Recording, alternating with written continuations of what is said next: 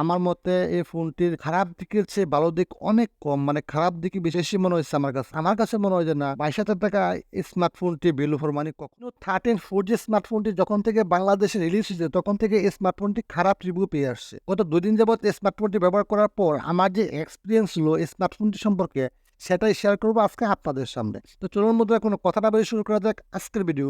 আমি সোহাগ আছি আপনাদের সামনে, আপনারা দেখছেন বরাবরের মতোই টেকনোলজি সোহাগ।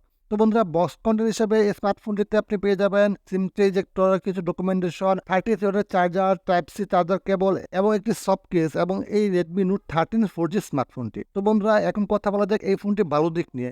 ভালো দিক নিয়ে কথা বললে প্রথমে আসে এই ফোনটির ডিজাইন। দেখতে অসাধারণ এই ফোনটির ডিজাইন, পিছনে গ্লাস ফিনিশিং, বডি কিন্তু এই স্মার্টফোনটির প্লাস্টিকের দেওয়া হয়েছে। সামনে আপনি পেয়ে যাবেন কর্নিং গরিলা গ্লাস 3 প্রোটেকশন। সুতরাং ডিজাইন দিক থেকে এই স্মার্টফোনটি আমার কাছে অসাধারণ লেগেছে। তারপরে এই ফোনটি ভালো লেগেছে এই ফোনটি ওয়েট এবং থিকনেস, মাত্র 8 মিলিমিটার থিকনেসের এই স্মার্টফোনটি 188.5 গ্রাম ওজনে, সুতরাং অনেক লাইট ওয়েট এবং পাতলা স্মার্টফোনটি। তারপরে ভালো লেগেছে এই স্মার্টফোনটির বিল কোয়ালিটির দিক থেকে এই স্মার্টফোনটিতে আপনি পেয়ে যাচ্ছেন IP53 রেটিং, যেটা আপনি ডাস্ট এবং স্প্ল্যাশ পেয়ে যাচ্ছেন। হালকা পানির ছিটে ওটাও এই স্মার্টফোনটি সহ্য করতে পারবে। তারপরে ভালো লেগেছে এই ফোনটির ইন এন্ড ফিলিং, অনেক পাতলা এবং লাইট ওয়েট হওয়ার কারণে এই ফোনটি ইন এন্ড ফিলিং অনেক ভালো লেগেছে আমার কাছে। এবং বড় না এবং ছোট না স্মার্টফোনটি, মানে ছোট বড় সব হাতের জন্য এই স্মার্টফোনটি আমার কাছে কমফোর্টেবল মনে হয়েছে। তারপরে ভালো লেগেছে এই ফোনটি বাটন এবং পুশ, সব ধরনের বাটন এবং পুশ আপনি পেয়ে যাবেন এখানে। ইন ডিসপ্লে ফিঙ্গারপ্রিন্ট পেয়ে যাচ্ছেন। তারপরে আপনি 3.5 millimetre audio jack, noise cancellation mic, এয়ারবাস্টার, type C charger port, dual speaker এবং আপনি এখানে 3.5 মিলিমিটার অডিও জ্যাক পেয়ে যাচ্ছেন। সুতরাং বাটন এবং পুশে কোনো কমতি দেওয়া হয় নাই এই স্মার্টফোনটিতে। তারপরে ভালো লেগেছে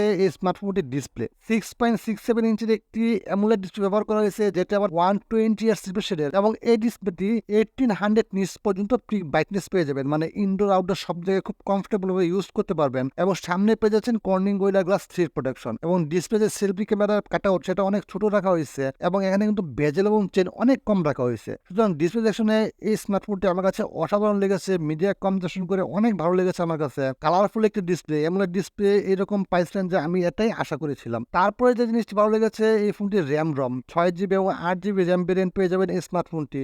128GB এবং 256GB ভেরিয়েন্ট পেয়ে যাবেন। র্যাম হলো LPDDR4X ভার্সনের এবং স্টোরেজ হলো UFS 2.2 ভার্সনের। যেহেতু 8GB র্যাম দেওয়া হয়েছে, সেখানে কিন্তু আপনি আরো 4GB পর্যন্ত ভার্চুয়াল র্যাম অ্যাটাচ করতে পারবেন। এবং র্যাম বেশি দেওয়ার কারণে এই স্মার্টফোনটি মাল্টিটাস্কিং অসাধারণ, অ্যাপ ওপেনিং, অ্যাপ ক্লোজিং সব খুব সুন্দরভাবে হচ্ছিল। কোনো রকম জিটার এবং লেগে দেখা আমি পাই নাই, মানে মাখনের মতো চলছিল এই স্মার্টফোনটি UI। তাছাড়া আপনি অনেকগুলো অ্যাপস ব্যাকগ্রাউন্ডে রেখেও আপনি এখানে খুব সুন্দরভাবে সোয়াইপ করে ব্যবহার করতে পারবেন। কোনো রকম সমস্যা আমি এখানে পাইনি। তো বন্ধুরা, এখন কথা বলা যাক এই স্মার্টফোনটি খারাপ দিক নিয়ে। এই স্মার্টফোনটি খারাপ দিক নিয়ে প্রথমে কথা বলতে হয় এই স্মার্টফোনটির প্রসেসর নিয়ে। এখানে ব্যবহার করা হয়েছে স্ন্যাপড্রাগন 685 প্রসেসরটি এবং জিপিইউ হিসেবে থাকছে 80610 জিপিইউটি। এখন কথা হলো এই প্রসেসরটা কিন্তু রেডমি নোট 12 4G তো ছিল, মোটামুটি স্টেবল একটি প্রসেসর, কিন্তু গেমিং এর দিক থেকে বা ক্যামেরা পোস্ট প্রসেসিং এর দিক থেকে এই প্রসেসরটি আমার কাছে অনেক পিছনে মনে হয়েছে। কারণ এই প্রসেসরে আপনি যখন গেমিং করবেন পাবজিতে, আপনি সর্বোচ্চ স্মুথ গ্রাফিক্সে মিডিয়াম ফ্রেম রেটে খেলতে পারবেন, যেটা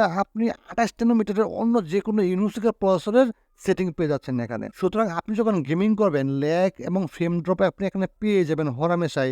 গেমিং পারফরমেন্স এটা আমার কাছে তেমন ভালো লাগে না, মানে এই পাইছেন যে 22,000 টাকা একটি ফোন, গেমিং পারফরমেন্স আমার কাছে যথেষ্ট খারাপ মনে হয়েছে। আপনি call of duty, free fire মোটামুটি এভারেজ খেলতে পারলেও পাবজি এখানে আপনি খুব কমই ভালো খেলতে পারবেন। যেহেতু এখানে যে জিপিইউটি ব্যবহার করা হয়েছে সেটা কিন্তু অনেক পুরনো, 6-7 বছর আগের পুরনো একটি জিপিইউ ব্যবহার করা হয়েছে, যার কারণে এই প্রসেসরটি ওই জিপিইউর সাথে ক্যাপাবল না। তারপরে যে জিনিসটি খারাপ লেগেছে, সবচেয়ে বেশি খারাপ লেগেছে, সেটি হলো এই ফোনটির ক্যামেরা। এই ফোনটিতে পিছনের দিকে আপনি ট্রিপল ক্যামেরা সেটআপ পেয়ে যাবেন, যেটা হলো 108 মেগাপিক্সেলের main camera, 8 megapixel ultra camera, 2 megapixel depth sensor এবং সামনে 16 মেগাপিক্সেলের সেলফি ক্যামেরা ব্যবহার করা হয়েছে। এখন কথা হলো এই ফোনটি ক্যামেরা 108 মেগাপিক্সেল হওয়ার কারণে খুব ভালো ছবি আমি এখানে পেয়ে যাব, কিন্তু না, আমি যখন ছবি তুলেছি, ছবি তোলা দেখার পর মানে আমি হতবাক হয়ে গিয়েছি যে এই ক্যামেরায় এরকম পারফরমেন্স কিভাবে দেয়। কালার অ্যাকুরেসি একদম না, ডাইনামিক রেঞ্জ খুবই বাজে, আপনারা দেখতেই পাচ্ছেন। আমি যখন ছবি তুলছিলাম বা ভিডিও করছিলাম তখন আমার পিছনে যে ব্যাকগ্রাউন্ড লাইট ছিল সেটা কিন্তু সে ঠিকমতো ক্যাপচার করতে পারে নাই। মানে ডাইনামিক র্যাঙ্কস একদম এভারেজ। ছবিগুলোতে ডিটেইলস এর পরিমাণ খুবই কম, ডাইনামিক র্যাঙ্কসও কম, পোর্ট্রেট মোডও আমি সেরকম এইচডি রেজোলিউশন দেখতে পারি নাই। তারপরে কথা বলা যাক ভিডিও নিয়ে, ভিডিও কোয়ালিটি আমার কাছে এভারেজ মনে হয়েছে। মাত্র 1080 পিক্সেলে 30 ফ্রেম পার সেকেন্ডে ভিডিও করতে পারবেন। কোনো রকম ইএস বা ওএস নাই, 4K অপশন নাই। 108 মেগাপিক্সেল ক্যামেরা হওয়ার পরে কোনো